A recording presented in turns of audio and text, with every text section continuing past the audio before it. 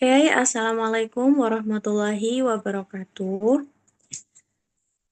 Em, Alhamdulillahirrabbilalamin, wabihi nasta'inu ala umuri dunya waddin, wassalatu wassalamu ala asrofil anbiya'i wal mursalin, wa ala alihi wa sahbihi ajmain. Em, Pertama-tama marilah kita panjatkan puji syukur kehadirat Allah Subhanahu wa Ta'ala yang telah memberikan karunia-Nya sehingga kita bisa berkumpul di ruang online. Kemudian tak lupa juga sholawat serta salam tetap tercurahkan kepada junjungan kita, Nabi besar Muhammad SAW. Nah, di sini kami dari kelompok 2 akan mempresentasikan hasil dari penelitian kami mengenai analisis gula reduksi pada madu asli dan juga madu campuran dengan metode Louvre.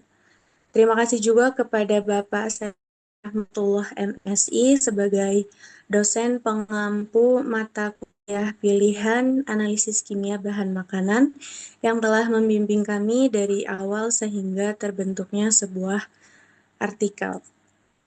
Oke, di sini ada anggota-anggota dari kelompok 2, Nabila, kemudian Ismabilah, ada Levi Melawati, Rafania, dan juga yang terakhir ada Muhammad Iqbal Nugraha.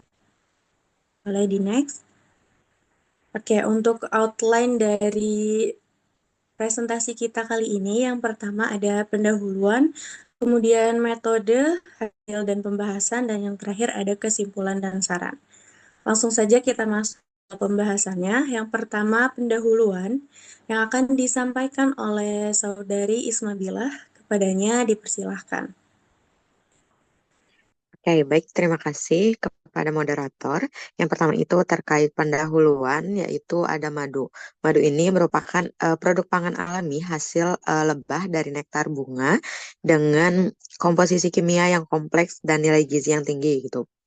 Nah, komponen utama dari madu tersendiri itu adalah karbohidrat, terutama glukosa dan fruktosa, yang dapat mencapai lebih dari 70% total padatan madu.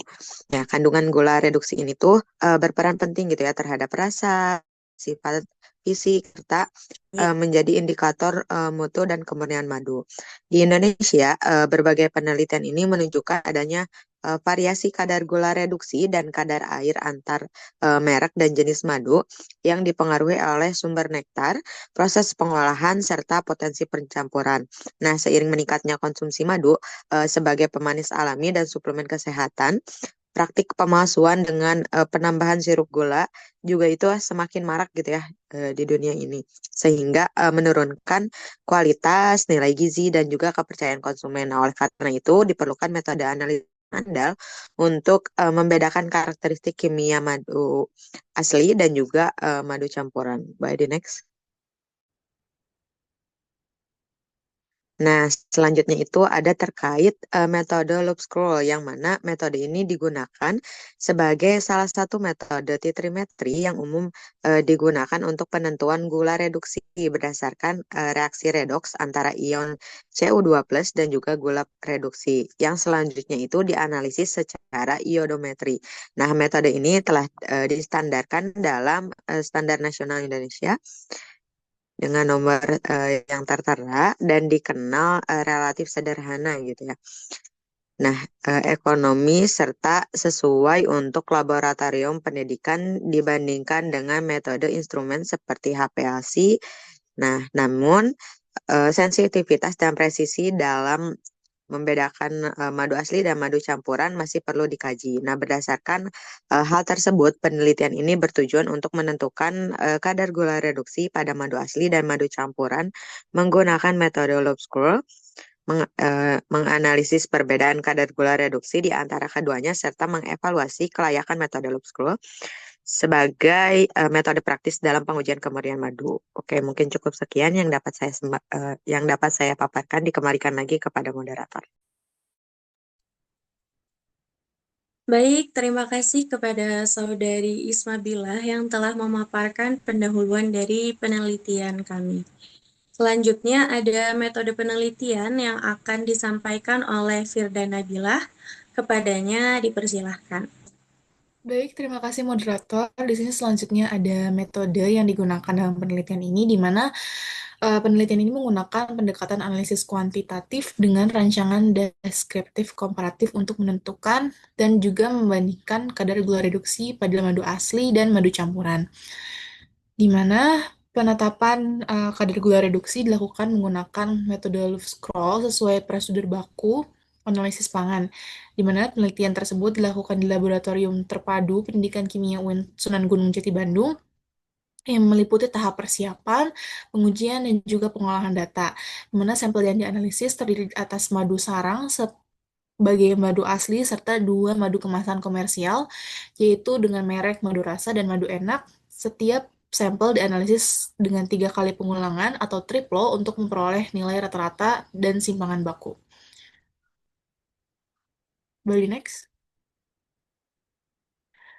Analisis ini menggunakan beberapa peralatan dan juga instrumen dasar titrimetri, antaranya ada buret, pipet volume, labu Erlenmeyer 250 mili, neraca analitik, penangas air, serta perlengkapan laboratorium pendukung lainnya. Adapun untuk bahan yang digunakan yaitu meliputi larutan Loews-Scroll, Na2S2O3 konsentrasi 0,1 N, Ki 20%, indikator kanji dengan 0,5%, H2SO4 25%, serta Aquades dan juga sampel madu. Prosedur awal analisis diawali dengan preparasi sampel, yang ini melalui penimbangan, pengenceran, dan juga homogenasi. Kemudian barulah sampel direaksikan dengan larutan Loews-Scroll dan dipanaskan dalam penanas air, kemudian didinginkan. Tahap berikutnya itu pembentukan iodin dengan penambahan Ki dan juga asam sulfat, lalu dilanjutkan dengan titrasi terakhir menggunakan natrium tiosulfat hingga mencapai titik akhir. Boleh next?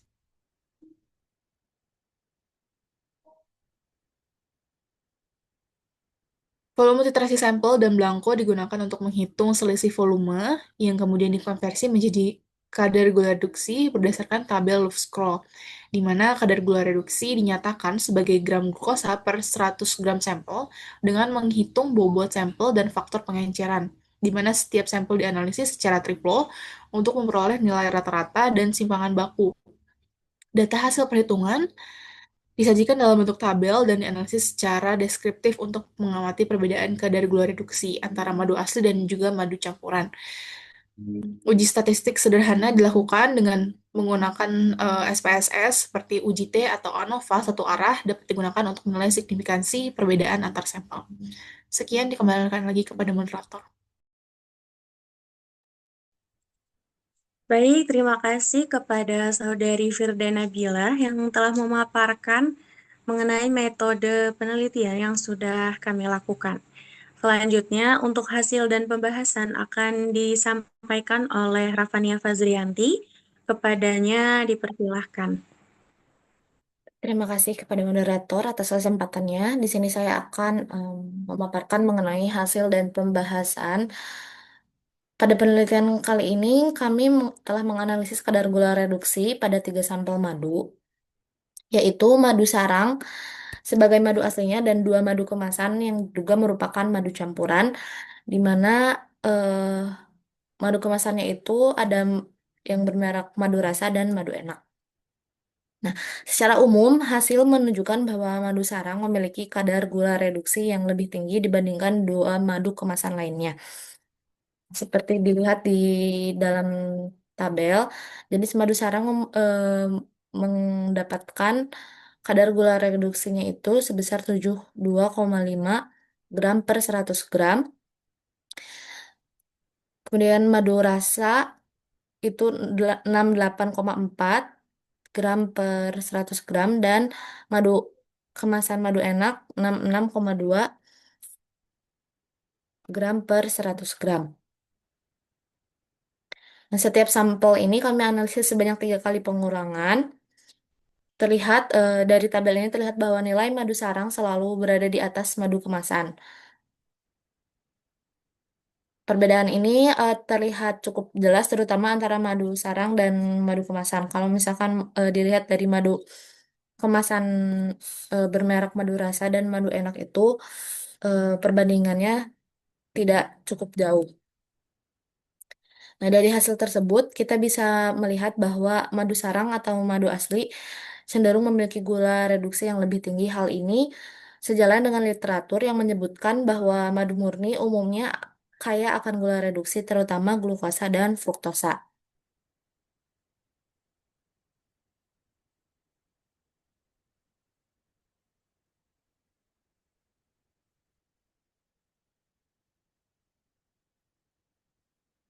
Perbedaan kadar gula reduksi ini bisa menjadi salah satu indikator awal dari kemurnian madu tersebut.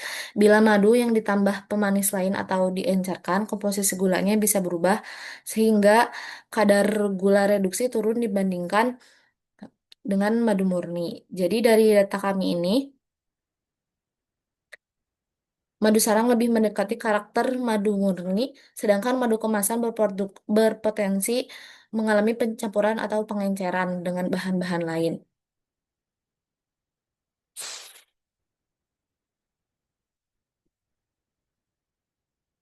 Pada penelitian ini juga kami menggunakan metode loop scroll yang terbukti cukup praktis gitu ya. Cukup praktis digunakan di laboratorium kami. Prosedurnya pun relatif sederhana, menggunakan peralatan titrasi biasa, tetapi tetap mampu memberikan data kuantitatif kadar gula reduksi. Ini menunjukkan bahwa metode loop scroll bisa dimanfaatkan sebagai metode analisis dasar untuk uji kemurnian madu pada level praktikum. Namun setelah kita melakukan penelitian ini, dirasa metode ini hanya mengukur total gula reduksi, belum bisa membandingkan jenis gula satu persatu. Untuk analisis yang lebih detailnya, mungkin ke depannya bisa menggunakan metode instrumentasi lain seperti HPLC. Nah, secara keseluruhan, penelitian ini menunjukkan bahwa pertama, kadar gula reduksi itu merupakan salah satu parameter untuk menilai kemurnian madu. Kedua, metode loop scroll layak digunakan sebagai metode analisis sederhana yang bisa yang terjangkau juga di laboratorium pendidikan, dan kedepannya pengujian diharapkan bisa dikembangkan dengan menambahkan parameter lain seperti kadar air, aktivitas enzim, dan membandingkan dengan standar SNI madu lainnya. Mungkin cukup sekian dari saya, kembalikan kepada moderator. Baik, terima kasih kepada Rafania Fazrianti yang sudah memaparkan hasil dan juga pembahasan dari penelitian yang sudah kami lakukan. Selanjutnya, bagian terakhir ada kesimpulan dan juga saran yang akan dipaparkan oleh Muhammad Iqbal. Kepadanya dipersilahkan. Baik, terima kasih kepada moderator sebelumnya. Nah, di bagian kesimpulan dan saran, berdasarkan hasil analisis kadar gula reduksi yang menggunakan metode loop scroll, dapat disimpulkan bahwa metode ini dapat diterapkan dengan baik di laboratorium pendidikan karena menghasilkan data yang relatif konsisten. Madu asli cenderung memiliki kadar gula reduksi yang lebih tinggi dibandingkan madu kemasan, sehingga perbedaan nilai tersebut dapat digunakan sebagai indikator awal untuk membedakan madu murni dan madu yang berpotensi mengalami pencampuran. Dengan karakteristiknya yang sederhana, relatif murah, dan mudah diterapkan, metode loop scroll juga berpotensi digunakan sebagai metode screening awal dalam pengujian kemurnian madu sebelum dilakukan analisis lanjutan, menggunakan metode instrumen yang lebih spesifik. Mungkin sekian yang bisa saya paparkan. Selanjutnya dikembalikan lagi kepada moderator.